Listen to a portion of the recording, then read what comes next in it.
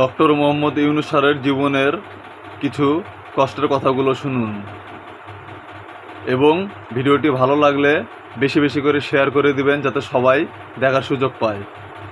আমাকে বলা হয়েছে আমি সুদখোর, বহুবার বলা হয়েছে,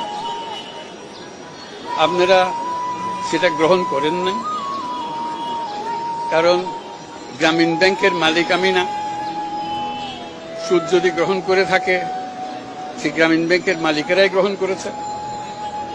আমি যখন গ্রামীণ ব্যাংক থেকে আমাকে যখন বের করে দেওয়া হয় তখন গ্রামীণ ব্যাংকের ৯৭% সদস্যের মালিক ছিল, গ্রামীণ ব্যাংকের মালিক ছিলেন তারা। ৯৭% মালিকানা আমাদের সদস্যদের কাছে ছিল।